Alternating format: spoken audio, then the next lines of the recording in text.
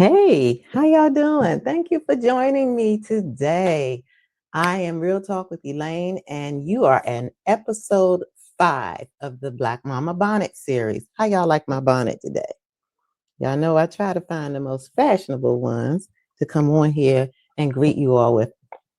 Well, I'm just going to be real open today. This subject matter today is really deep in my heart. Now, I know for those of you who have children and if you've been following me, you know that I do my content on this page strictly surrounding kind of mental and emotional kind of well-being in this GLP1 process. And if you don't know me, again, I'm Real Talk with Elaine. My name is Elaine. And I have been on a weight loss and health journey since March of 2024 by the use of GLP1 medication, specifically Mounjaro. And I have used this medication to, number one, defeat the diabetes threat that I had back in March of 2020. Well, back in February of 2024, I was diagnosed with type 2 diabetes. And that has been an amazing journey for me just with that. I know I don't talk about that often, but I went from an 8.2 A1C to now I've been down as low as I believe 4.9. So I am very happy as how this medication has really helped increase my health, as well as the side benefit to it is the weight loss. And the weight loss for me has been very well. I have currently come down to from 300 pounds to 238 pounds. And if you didn't get a chance to see some of my videos and my pictures, I do invite you to go back and look at some of those in my previous videos. So, but on this journey, I also found out that the mental health piece of it is really eye-opening because you do start feeling different ways. You see yourself differently. Others see you differently. And, you start having differences, even you start seeing differences even in your relationships. And so the Black Mama Bonnet series is really dedicated to the differences that I've experienced in relationship with my kids. So for those of you who have young kids, you probably have a little different story than I do. And I'll talk about some of those in some other series. But today, and a few of the series that I've already focused on, I've been dealing with adult children because that's what pertains to me. So if you have adult children or soon to be adult children, this might be for you. Okay. Well, a friend of mine told me about this book. And this book here is a book that I want to recommend all of you all to get. It's called Doing Life with Your Adult Children by Jim Burns. This man is incredible, how he breaks down everything. And I'm going to be reading this book, and I've started already, but I do want to review my chapters with you as I go through them. It's a very small book, short reading, probably 3 hours and you could be done. But this book is amazing. Oh, and for my OCD folk, don't worry about what you see in the background. My office is a mess. I'm actually doing some things in here to get ready for some events I have coming up in the next couple of weeks. So please, I got stuff everywhere. Please ignore that. OCD people, focus on me. Okay. All right. Thank you. Anyway, some of the issues that I want to talk about, which are kind of complex, and this is an emotionally charged journey that we're on, as you know, and there's definitely no roadmap to raising children. The most thing that we think about is just loving them and being intentional as parents, right? So that's what I've tried to do. Well, I have another friend in the GLP content creator community, and her name is Alonda 180. And if, I know most of you have seen her and probably are subscribers to her page. If you're not, make sure you go over there and do that. But let me tell you, Alonda and I had this conversation because one of the things that I've gotten to know about her is watching her is how I adore her her parenting skills, because she still has school-age children at home and she has adult children. So she's got the best of both worlds, is what I say. And I remember we were having a conversation maybe a couple of weeks ago, and I was just so amazed at the things that she's been able to accomplish with getting her children all to be on the right path, right? And I know sometimes you say, "Oh, Elaine, we are not supposed to be comparing ourselves to other people." And no, don't take it like that. I'm not comparing from the sense of that I think that, I did something so wrong. It's just, what in the world did she do so right? Because it's just looking at some of the things with her children. And I'm like, you did an amazing job. And we give people kudos all the time when we see, even when you see young children and you see how well, mannered or well behaved they are in certain settings that normally children might be a little chaotic, right? So, but just to watch we see through Alonda's videos. And again, like I said, I've had more of an intimate view because of us becoming friends. And I really adore how well she has done with her children. And so it made me sit back and think, because not that, again, that I'm disappointed, but I just wanted to, for all of us to think about this. When we look at things and we look at the paths that our children have taken, and we think about, first thing we want to do is look at it from a blame perspective. And like, what did I do wrong? How did I mess up? Could I have done something differently? Did I give them too much? Did I give them too less? So you start having all of those things going on in your mind. But the one thing that I want us to take away from this segment today is that this is not about blame. It's about insight. And sometimes, and as I said, this medication makes you think. I don't know why, but it does. I think because it really just slows down a lot of things other than just your appetite. I think it slows down so many other things. So the insight that I want to gain from this today is, how do we look at some of the things that we may not be doing correct as adult parents, or we just may have missed the mark. So let's first talk about how we started with shifting roles and boundaries. As children, and when we're raising our children, of course, we're the parent, they're the child, but at some point things become different, because as they grow up, they're not as easy to welcome your unsolicited advice. They don't really like you stepping in and fixing things for them, which is something that we typically do because we always want to protect them. And I've talked about that before, so I won't dwell on that so much. But sometimes we can be pretty controlling rather than being supportive. And adult children may pull away, and that's kind of scary when they start doing that. But they do, and sometimes they do that out of rejection. Sometimes they do it just because they want to fill this grown up spot that they believe they're supposed to be in their life. So that's their opportunity to assert their independence. And then we have something called communication breakdowns.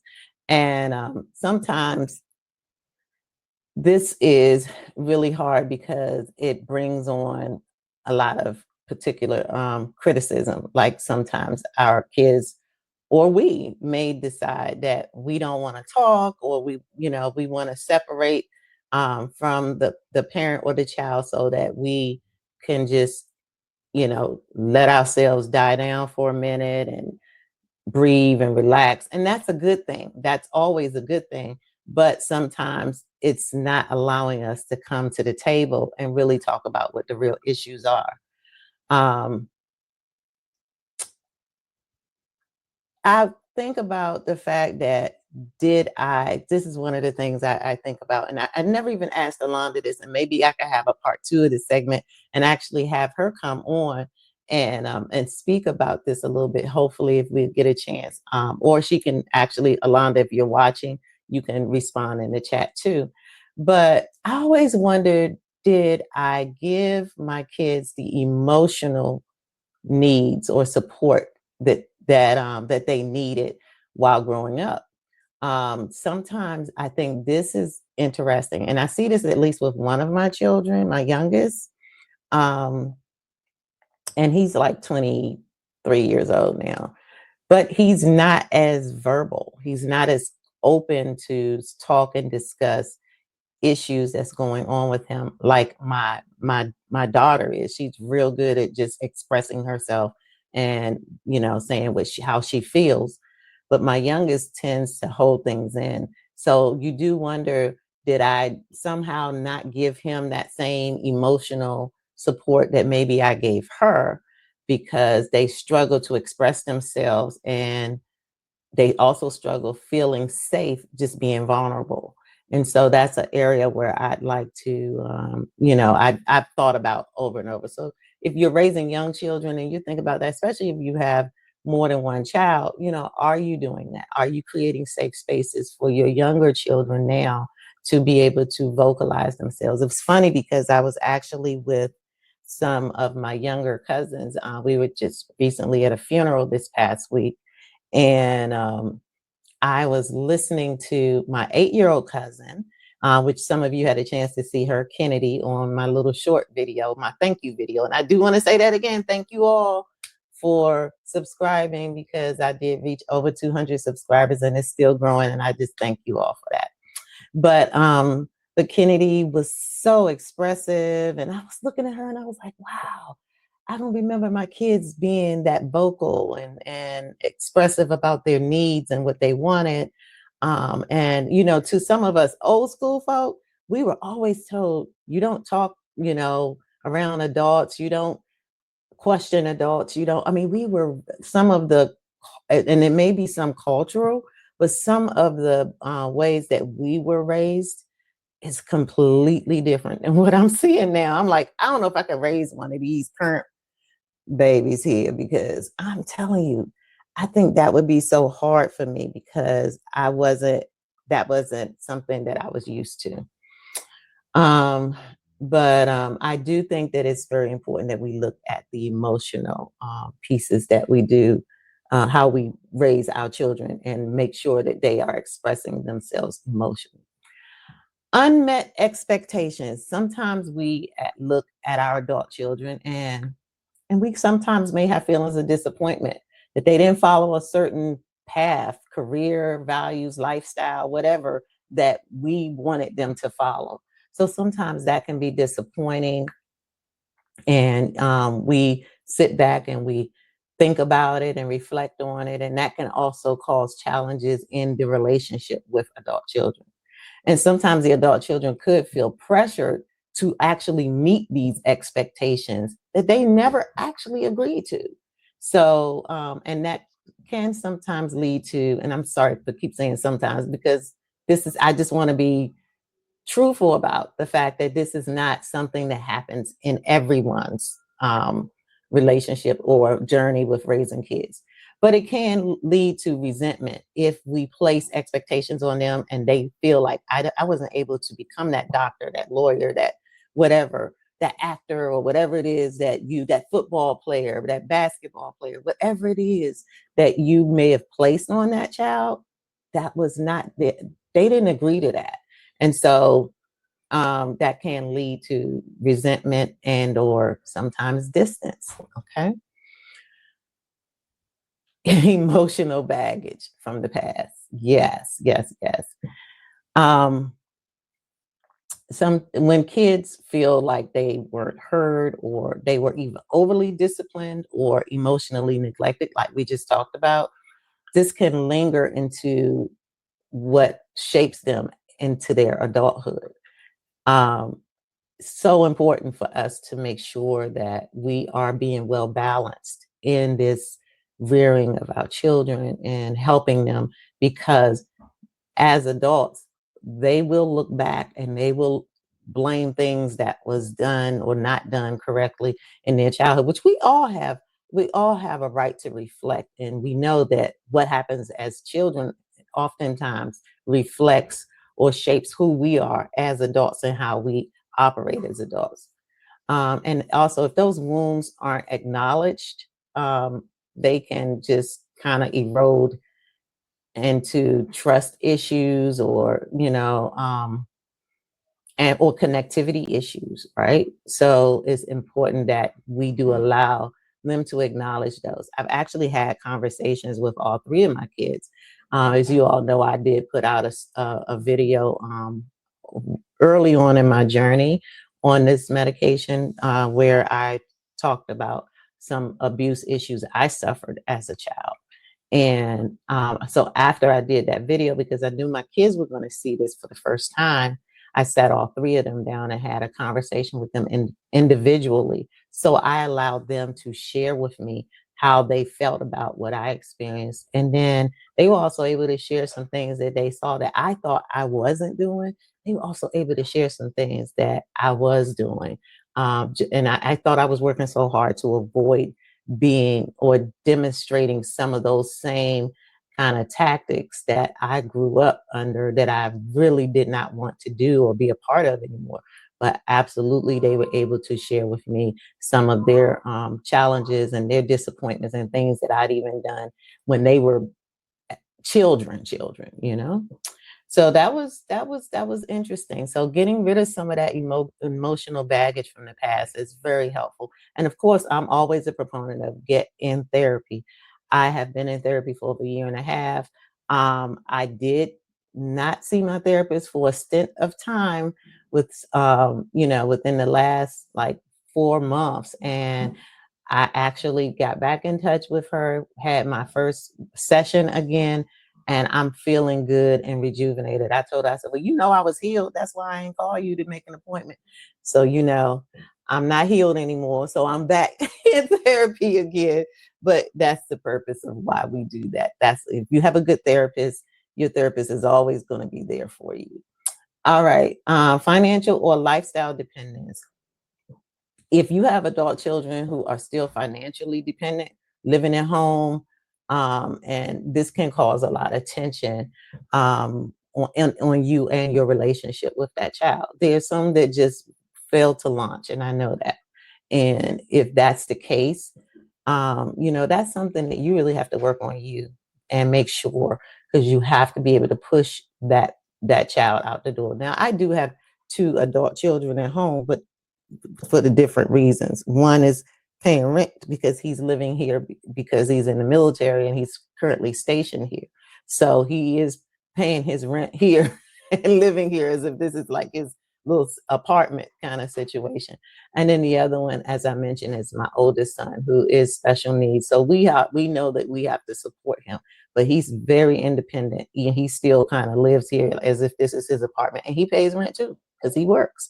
So, I think I have done a really good job of pushing my adult children, into making sure that they are living their best lives and doing the best that they can do. Even if it's not what I wanted, just wanted you to hear that. Even if it's not what I specifically wanted, they're doing their best. Okay. It's what they want to do or can do. All right. So what the heck do we do now? Now that we know all of the things that we've done and some of the challenges that we've done in this relationship, how can we now change some things? We can, number one, we can reflect without blame. And I'm sorry, I told y'all I'm using a system here today that's real different for me because I couldn't get my camera to work on my computer, so I'm using my iPad. So here we go. All right, so we're going to reflect without blame. Ask yourself, what kind of relationship do you want to have with your adult children now? What might they need from you that you haven't had a chance to offer? And or have you offered too much? And then I can answer all three of those questions with a yes. I mean, I can really do that. I can, especially the last two, have I done too much or have I done too less? and I can honestly say there's some yeses behind there. What I've done is none of your business, and what you've done is none of mine. But if you honestly can sit there and say, yeah, I may have done a little too much, or I may have done a little too less, think about those things and see how you can recalibrate that for yourself, okay?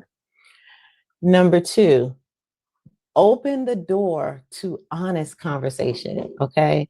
Um, if a simple just saying to them, I just want to understand how you feel about our relationship. Make it more about you just trying to enter into and create something powerful between the two of you versus, being, as I said, being kind of controlling or manipulative or anything like that. Don't use those tactics because that will not work with adult children, especially those who are just really still trying to find themselves right now. You all know what it was like being in your 20s and 30s. You were still kind of searching for what's your right niche in life. And so just coming out and saying, hey, look, I know you got a lot going on right now. I just want to understand how you feel about our relationship. And then also just be ready to listen without defending, because sometimes they're going to say things. I had a situation that happened this week, really weird, really, really weird. Some of you who probably um, some people have already contacted me and told me what is going on. I had a child who decided that they wanted to go on Facebook because they were mad at something that they didn't quite understand why I just didn't want to get involved with it. And they were upset, and we had a heated discussion. They were disrespecting me. And yes, I was disrespecting them. But I also say, as a parent, there's still a level of disrespect of respect you should maintain. And this child has never, ever gone and posted anything crazy on any social medias, but they did. Probably was an influence of who they were working with in terms of their partner, or their friends or whatever. But I don't care. And I say that and I mean it. That's the growth I have maintained in understanding that we cannot bow down to some of the crazy things and roller coaster kind of mechanisms that your adult children are going to take you through. And it was just funny. I mean, it wasn't like bad, but it was just the fact that they put my business out on the internet about me and about our relationship. And so I'm hoping that I can, when things die down, that we can sit down and have a honest conversation about it, right? So we can sit down and say, I can say to this child, I want to understand how you feel about our relationship. And I want to listen and not be defensive. So I have to make sure I'm at that point when this conversation happens and that we can move on and then the healing can begin, right? So nothing life threatening, but it was just a little different for this particular child's character. And so we also know when they have certain influences in their lives, they do different things. And when we have influences, we had influences in our lives, we did different things. Think about your college days. Some people that were around you, some of the things you did that you never would want anyone to know, right? So, exactly. So, I just wanted to talk about that piece a little bit about having open conversation. And then if we have to move to an apology, be willing to do that. We're never too big to say I'm sorry or forgive me. Okay. This bonnet hurts. I'm gonna tell y'all right now, as soon as I finish filming this thing coming off, it's giving me a headache. I know it's gonna be, I don't know if it's just too tight or what. Um, but yeah, apologize. Apologies are always very, very important to do. And it acknowledges the pain that the other person is feeling, and not justifying it, but it acknowledges the pain. And it can be really pretty transformative. So make sure we have that ability to say, hey, I'm sorry. I did not, there was no intent for me to hurt you. But let's see if we can get beyond this and talk it out. Talk it out. And then finally focusing on the present. You cannot rewrite the past. The argument I had with that child last week or whatever it was, I can't rewrite that argument. That happened and it's over, right? I can't rewrite it. And they can't rewrite, how it hurt me to consider yourself outing me on social media, which was funny, but anyway. But you now can come together and you can co-author the new chapter for your lives, right? So you and that child can come and say, hey, you know what? That didn't make sense. And I know there's a lot of you that's even probably watching this that you may not even have a relationship right now with children. I know people like that. I have friends like that. And I'm so sorry. And it hurts me because that's something that I focus on all the time is what can I do to increase my relationship with my children? But you have to be willing to move beyond the past if they're ready. Now, if they're not ready, then there's nothing you can do about it, right? But if they're ready to, and they're in a space where you can move forward and take this opportunity to show up with curiosity, show up with humility, and show up with love. Okay. So that's it for today. If you have not had a chance to subscribe or check out the rest of these Black Mama Bonnet series, I invite you to do it today. Please, please, please. Thank you. And make sure you like so that this message can go out to so many other people who really need to hear it. Make sure you staying on your journey, staying true to you. Those meds you shooting in you every week, I'm telling you, it's important that you stay healthy, mind, body, and spirit so that this thing can really work for you. All right. Well, thank you again for joining me on today. And I look forward to seeing you again on the next Black Mama Bonnet series. Bye.